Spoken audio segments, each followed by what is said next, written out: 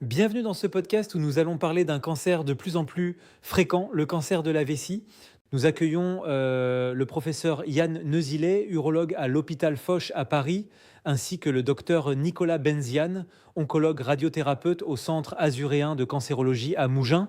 Bonjour Yann, bonjour à tous. On va poser le décor tout de suite.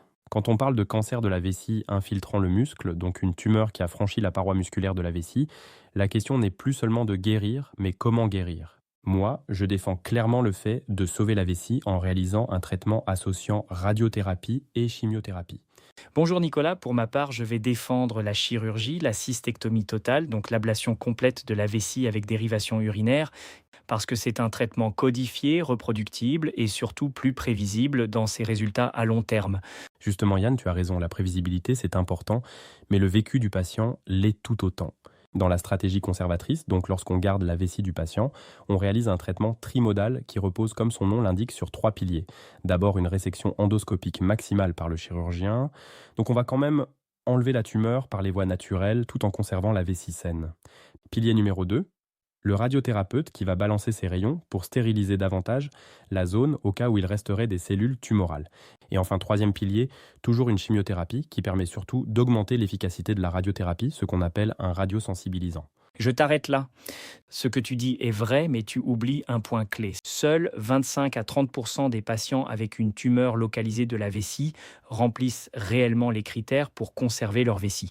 Ce sont des petites tumeurs complètement résécables, sans carcinome in situ étendu, donc sans maladie plate diffuse, sans dilatation des reins et avec une vessie qui fonctionne bien au départ. Je ne l'oublie pas, et tu as raison. La sélection des patients est fondamentale. Mais chez ces bons candidats, les résultats sont solides. Les données montrent que chez les patients qui peuvent avoir l'un ou l'autre, que l'on retire la vessie ou que l'on fasse de la radiochimiothérapie, les survies sont comparables.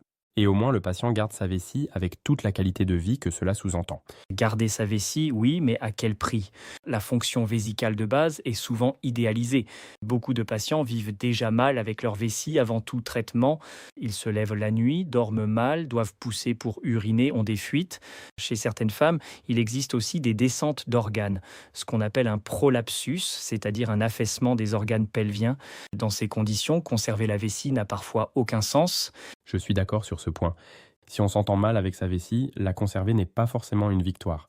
Mais si la fonction vésicale est bonne, conserver la vessie est un objectif à atteindre pour nos patients. D'autant plus que la radiothérapie moderne a énormément progressé. Aujourd'hui, on traite ce genre de maladie en 4 semaines par 20 séances qui durent chacune 5 minutes. On réalise donc moins de séances, mais qui sont plus efficaces que les anciens traitements plus longs.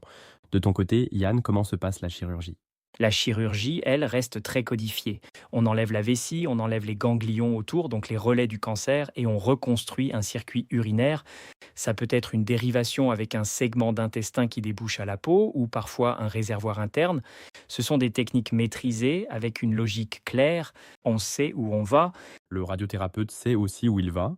Et peut-on parler du coût immédiat de la chirurgie ? 1 à 3% des patients décèdent après l'acte chirurgical et quasiment un quart d'entre eux auront des complications dans les 3 mois. Sans parler de l'impact sur la qualité de vie globale, mais aussi sexuelle. Et la radiochimiothérapie n'a pas de coût, elle aussi diminue la qualité de vie.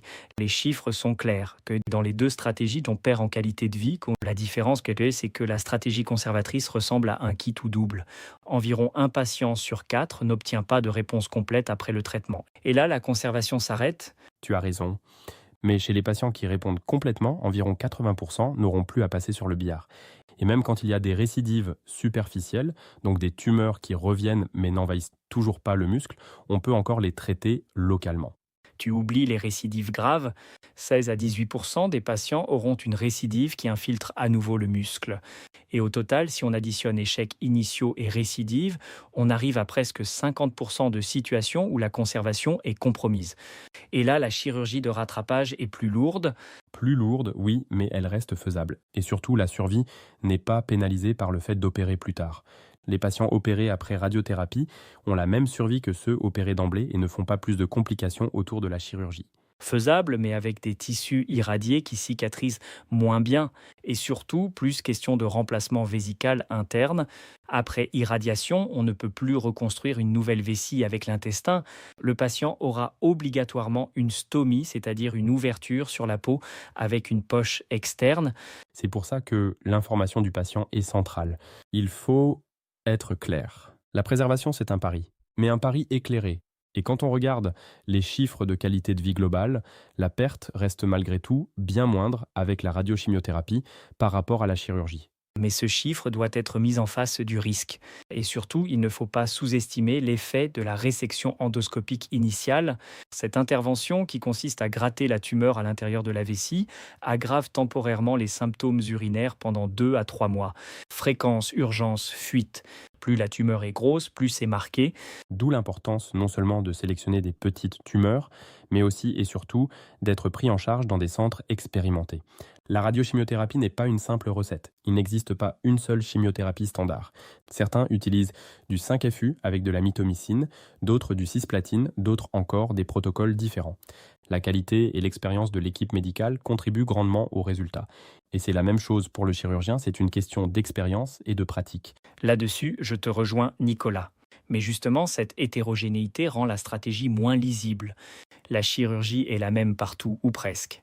La radiochimiothérapie dépend énormément du centre. Une mauvaise association de chimiothérapie peut rendre le résultat aléatoire. C'est vrai, et pourtant, les résultats se sont améliorés avec le temps. Preuve que la technique progresse sans cesse.